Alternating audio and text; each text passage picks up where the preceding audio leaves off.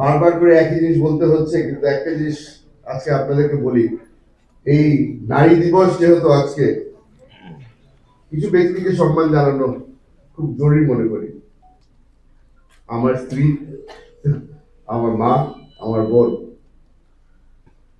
এই ব্যক্তিরা যদি আমার পরিবারকে ধরে না রাখতো, আমার পরিবার ধ্বংস হয়ে যেত। এরকম অনেক নারীরা আছে অনেক পরিবারের মধ্যে যারা পরিবার ধরে রেখেছিল।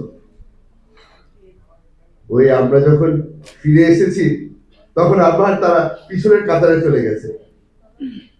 কিন্তু আজকে আপনাদের সকলের সামনে বলে দিতে চাই, তাদেরকে আমরা কোনো সময় ভুলবো না, তাদের অবদান আমরা কোনো সময় ভুলবো না।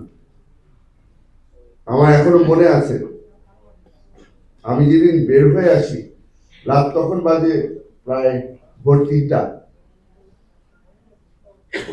দরজা খুলে আমার মা যখন আমার প্রথমবার দেখলো, আমাকে জড়িয়ে ধরে প্রথম একটা প্রশ্ন করেছিল, বাকিরা কেমন আছে?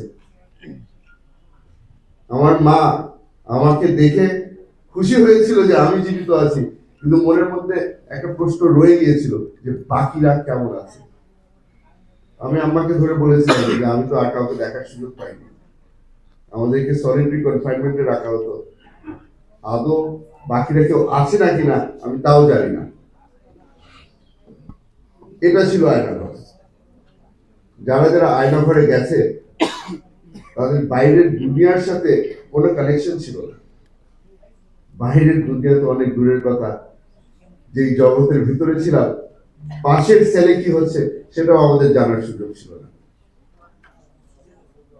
লড়াই চলতো প্রতিদিন বেঁচে থাকার জন্য।